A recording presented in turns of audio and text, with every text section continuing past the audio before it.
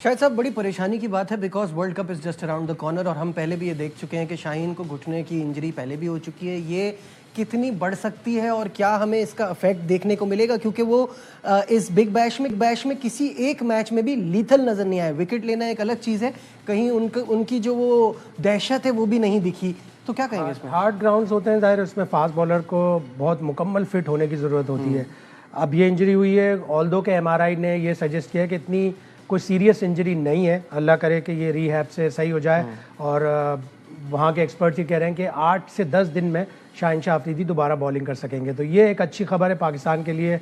Although कि पाकिस्तान को अपने प्लेयर देने होंगे जब भी बाहर की बड़ी लीग्स होंगी। फॉर एग्जांपल बिग बैश है, वेस्ट इंडीज़ की कैरेबियन प्रीमियर लीग है, IL T20 में चाहे आप दे ना दें इसलिए कि UAE के खिलाड़ी आपको नहीं चाहिए, लेकिन साउथ अफ्रीका की लीग हो गई, वेस्ट इंडीज़ की लीग हो गई, बिग बैश हो गई, इन लीग्स में आपको अपने प्लेयर देने पड़ेंगे ताकि आपकी रेसिप्रोकल अरेंजमेंट हो। इसीलिए पाकिस्तान ने अपने 6 प्लेयर्स दिए, एक को शादाब खान को बुलाया, बाकी को खेलने की इजाज़त दे दी थी।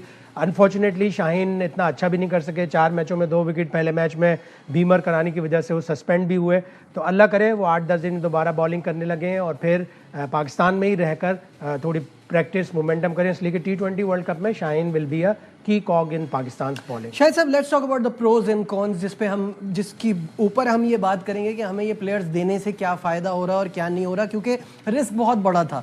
आपने बिग बैश की टाइमिंग ऐसी है कि वर्ल्ड कप बहुत करीब था और शाहीन हमें पता है कि इंजरी प्रोन भी है और उनके ऊपर हमारा बॉलिंग अटैक टिका हुआ है।